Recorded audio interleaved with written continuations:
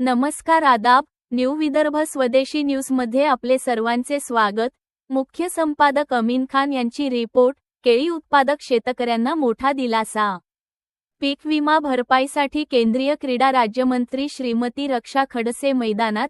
जळगाव आणि नंदुरबार जिल्ह्यातील केळी उत्पादक शेतकऱ्यांना पीक विम्याची भरपाई लवकर मिळावी यासाठी केंद्रीय क्रीडा राज्यमंत्री रक्षा खडसे यांनी केंद्रीय कृषी मंत्रालय आणि ॲग्रिकल्चर इन्शुरन्स कंपनी (AIC) च्या वरिष्ठ अधिकाऱ्यांसोबत महत्त्वपूर्ण आढावा बैठक घेतली।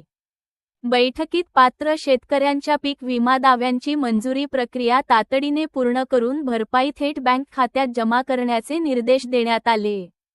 तसेच विमा अर्जांतील तांत्रिक त्रुटी दूर करणे, हवामान केंद्रांची संख्या वाढविणे, स्थानिक हवामान नोंदींना प्राधान्य देणे आणि केळी पिकासाठी खरीप व रब्बी दोन्ही हंगामांचा पीक विमा योजनेत समावेश करण्याची मागणी करण्यात आली।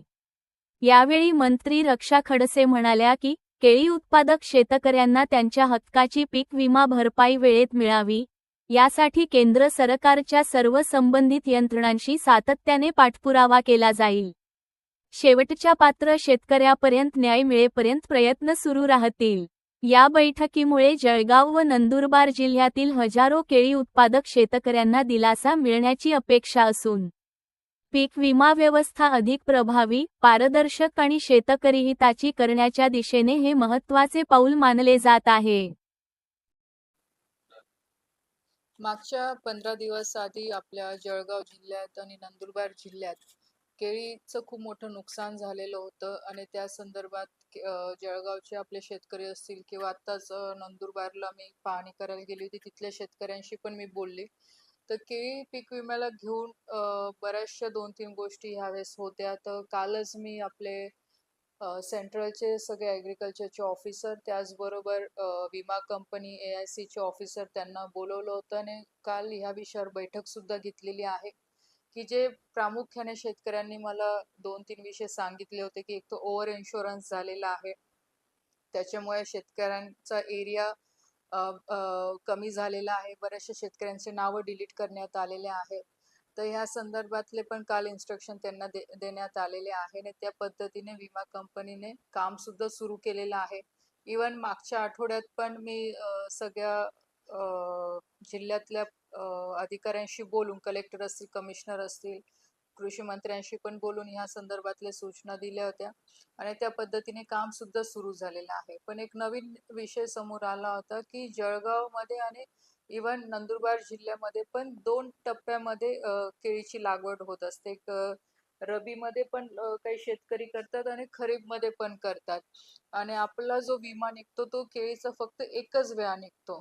तर राज्य सरकारकडे पाठपुरावा करून तसं मी इथल्या दिल्लीच्या ऑफिसरांना पण सांगितलं की 2 विमा आपण जर वर्षातले केळीसाठी काढू शकलो की जेणेकरून ज्या भागामध्ये जानेवारी, फेब्रुवारी, मार्चमध्ये केळी लावली जाते, जसं की जामनेरमध्ये लावली जाते, बोदवड तालुका आहे, काही चोपडा भागातला आहे, इवन नंदुरबार जिल्ह्यातले पण काही तालुके आहे की जे जानेवारीमध्ये केळीची लागवड करतात आणि जो विमा ऑक्टोबरमध्ये काढला जातो त्याच्यामुळे ह्या शेतकऱ्यांना त्याचा लाभ होत नाही।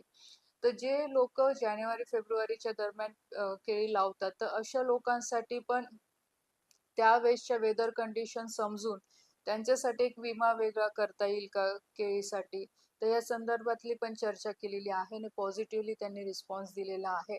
तर मी सुद्धा स्वतः पाठपुरावा करून राज्य सरकारकडनं लवकरात लवकर जर पुढच्या वर्षासाठी जर शक्य झालं तर आपण ह्या विमासाठी प्रयत्न करू की रबी आणि त्याच्यानंतर आपण खरीप हे 2 सीझनचे विमा आपल्याला केळीचे काढता येतील की जेणेकरून जास्तीत जास्त शेतकऱ्यांचा त्याच्यामध्ये समावेश होऊ शकतो आणि शेतकऱ्यांना फायदा याच्यासाठी मिळू शकतो। आणि या संदर्भातली मला वाटतं राज्य सरकारकडे पण बैठका सगळ्या लोकप्रतिनिधींनी घेतलेल्या आहेत। तर मला पूर्णपणे विश्वास आहे की सरकार शेतकऱ्यांच्या पाठीशी आहे। जे काही योग्य मदत करणं अपेक्षित आहे सरकारकडनं, केंद्र आणि राज्याकडनं, ते नक्कीच आम्ही करायचा प्रयत्न करू आणि तशा पद्धतीने जिथे जिथे अडचणी शेतकऱ्यांना येत आहे तर तिथे केंद्र आणि राज्य सरकारसोबत बोलून पण पाठपुरावा मी करतेच आहे. इव्हन वेदर स्टेशनची संख्या जास्तीत जास्त कशी वाढवता येईल त्यासाठी सुद्धा प्रयत्न चालू आहे. काल ह्या विषयावर पण चर्चा झाली कारण की बऱ्याचशा शेतकऱ्यांचं वेगळे बांध असतात पण नुकसान झालेलं असतं पण ते फक्त वेदर मशीनवर ते ट्रिगर करत नाही त्याच्यामुळे शेतकऱ्यांना त्याचा लाभ मिळत नाही अशा पण केसेस मुक्ताईनगर तालुक्यात अंतुर्ली भागात पण बघायला मिळालेल्या तर त्या संदर्भातली पण मी माहिती दिलेली आहे की इथे स्पॉट व्हेरिफिकेशन झालं पाहिजे आणि अशा शेतकऱ्यांना पण जर मदत करता आली तर केली पाहिजे